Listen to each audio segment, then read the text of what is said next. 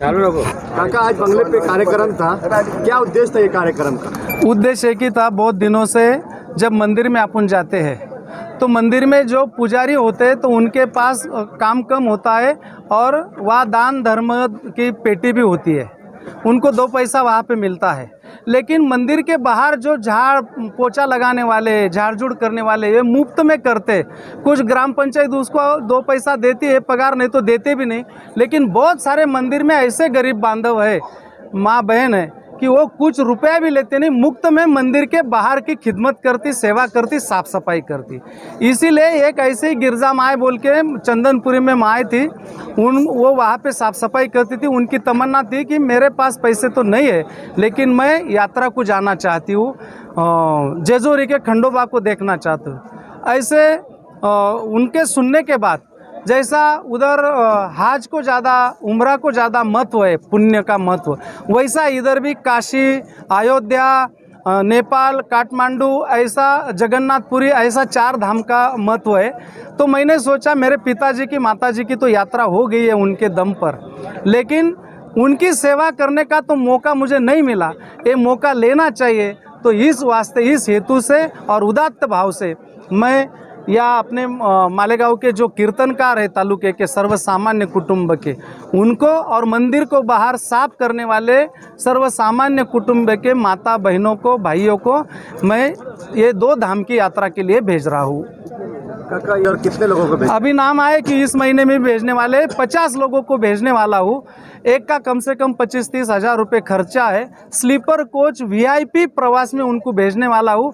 यहाँ से कम से कम 27 तो 29 बड़े तीर्थ क्षेत्र है, उसमें नेपाल, काठमांडू भी है, जगन्नाथपुरी भी है, काशी विश्वनाथ धाम भी है, अयोध्या भी है, और बहुत सारे, महाकालेश्वर है, उज्जैन है, सूर्योदय जहाँ पे होता है सूर्य मंदिर वहाँ पे है, मातृगया है, बुद्ध गया है, सब जगह पे जाने वाले हैं। इसका जाने का, आने का जो खर्च है और उनको खाने पीने की जितनी भी व्यवस्था है, सब अपनी तरफ है, जाने का, आने का, रहने का। लेकिन वहाँ पे कभी बुद्ध गया है, पितृ गया है, वहाँ पे जो उनके माता पिता को मोक्ष मिले, यहाँ की जो पूजा है वो उनके खर्चे से होगी। 2 टाइम का खाना, 2 टाइम का सोना, प्रवास का भाड़ा, ये सब हम करने वाले हैं।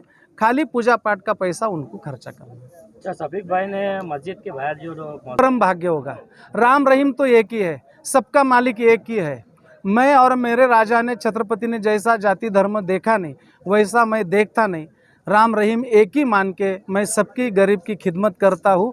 आने वाले दिनों में ये मेरा भाग्य होगा। मैं तो सतीश भाई के ने जो बात रखी, मैं तो ऐसा सोचूंगा, उस पर ऐसी बात करूँगा कि जैसे कि अल्लाह ताला की, परमात्मा परवरदिगार की इच्छा है कि हाज करने की और उम्रा करने की इच्छा, ये बंडू काका को संधि देना चाहिए। इसीलिए उन्होंने शफीक भाई से मुंह से ये बात रख दी, और मैं इसका बहुत ही तहे दिल से, बहुत ही आदर भाव से उनका आदर करता हूँ। और आने वाले दिनों में उम्रा के लिए जितनी भी सेवा करने का मौका मिला तो उनकी भी सेवा मैं करूँगा, उनको भी मैं भेजूँगा। इसके मैं सब पे बातचीत कर लेता। जो राम रहीम के ट्रस्टी है, हमारे शफीक भाई है, साबिर हाजी है, इजाज बेग है, समाधान ठोमरे है, स्वप्निल है, सूरज जी शेलार है, कमलाकर पवार है, उनसे सबसे सलाह मसलत करके ये यात्रा भी, मैं उम्रा की यात्रा को भी बड़े दिल से और मेरा भाग्य है ऐसा समझ के मैं ये करूँगा। काका, तो वो आमदार देखे नहीं, इस बात में मैं, सुनिए ना, हमने एक पोल भी चलाया था जिसके अंदर तालुके में किसको आमदार देखना चाहते हैं, तो जनता ने 70% आउट आपको किया। आपका इस पे क्या मतलब चुनाव को लेकर? जनता जनार्दन है, करने वाले वही है। रंका को राजा भी वही बनाते हैं, राजा को रंक भी वही बनाते हैं। वो उनका भाव है। मैं ऐसा समझता हूँ कि मैंने नहीं किया, मेरे बाजू में खड़े हुए ये सभी भाइयों ने जो नेक काम कर्म किया है उसका बख्शिश उनके मुंह में आया है। लेकिन अभी तक मैं ऐसे फैसले पे कुछ गया नहीं है। जब जाऊंगा तो इनके सब सलाह मसलत करके इस पे जाऊंगा। लेकिन वो भाव से आज का कार्यक्रम नहीं, और जो बाहर जो शफीक भाई ने रखा वो भी नहीं। वो एकदम पुण्य और आदर भाव से और परमात्मा का सेवा करनी चाहिए, उस उदात्त भाव से ही ये कार्यक्रम है। और आने वाले भी कार्यक्रम रहेंगे।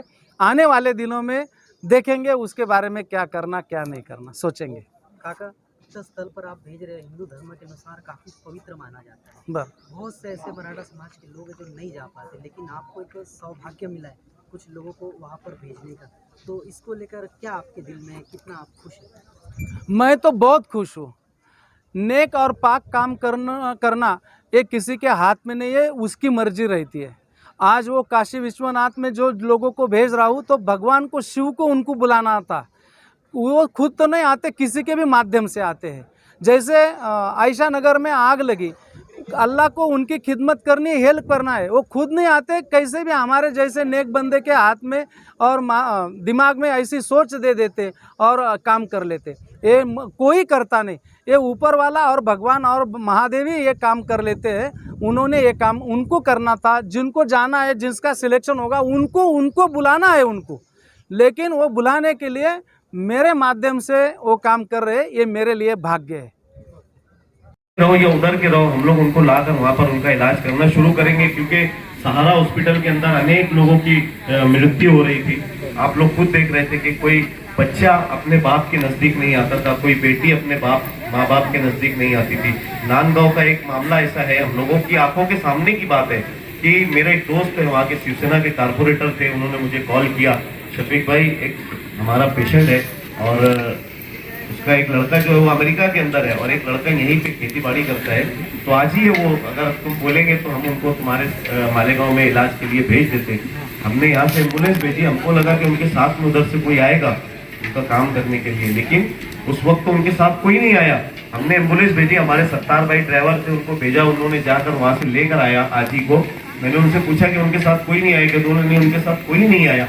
हमने उनको यहाँ एडमिट किया, 6 दिन तक हमने उनकी खिदमत की आजी की, लेकिन 6 दिन के बाद वो आजी ये दुनिया से चली गई। 4 बजे मुझे डॉक्टर ने फोन किया कि शफीक भाई जो पेशेंट तुम्हारा था, जिसके वास्ते तुम रेगुलर यहाँ आते थे, वो आजी चली गई। तो सुबह हुई, हमने उसके शिवसेना के जो कॉर्पोरेटर थे उनको फोन किया, तो उन्होंने उनके बच्चे का नंबर दिया। जब उससे हमने बात की तो उन्होंने बोला कि तुम्हारे अकाउंट में हम लोग 1 लाख रुपया लगा देते आजी का अंतिम संस्कार करके। ये हाल था उस वक्त। मैंने काका साहब को फोन किया, काका साहब ऐसा ऐसा मसला है। उसने जिस वक्त तो मुझे बोला था ना, तो मेरे मन से तो गाली निकली थी कि इसको गाली दे दो, इसने तुझे पैदा किया, इसने तुझे दुनिया बताई, तो उसकी तुलना 1 लाख रुपए में कर रहा है।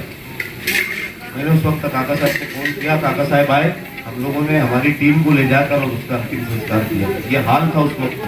काका साहब को हम लोगों ने जिस वक्त बोला, काका ये हाल है, अगर हम लोग एक हॉस्पिटल अगर हम लोग शुरू करेंगे तो उसके अंदर हम लोग अनेक लोगों का इलाज कर सकते हैं। काका ने कहा कि ठीक है, जितना पैसा खर्च आएगा तुम करो।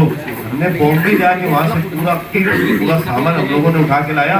उस वक्त 9.5 लाख रुपया काका ने अपनी जेब से दिया था, ये 9.5 लाख रुपया दो, और जाके बॉम्बे से हमने पूरा नया सामान खरीद के लाया, वो हॉस्पिटल हम लोगों ने यहाँ पे शुरू किया। उसके बाद 20,000, 25,000, 30,000 रुपये के अंदर जो सिलेंडर का खर्च होता था, उतना ही पैसा लेकर उन लोगों का इलाज किया जाता था। ये हमारे काका साहब, हमारी जबान से निकलता है कोई भी वर्ड और काका साहब बोलते कि जाओ उसको पूरा करो। उसके बाद रमजान पूरा बस्ती के अंदर, आप लोगों को भी इल्म होगा, बार बार ये चीज मालेगांव शहर में आती है, हमारे सभी मुस्लिम भाई इस बात को बाखूबी जानते हैं। रमजान पूरे के अंदर अंगार लग गई, एक आग लग गई, बहुत सारे घर, बहुत सारे मकानात उसके अंदर जल गए। वो मकानात जलने के बाद 1 महीने तक हमारे भी समाज के लोग कोई उनके पास नहीं गया।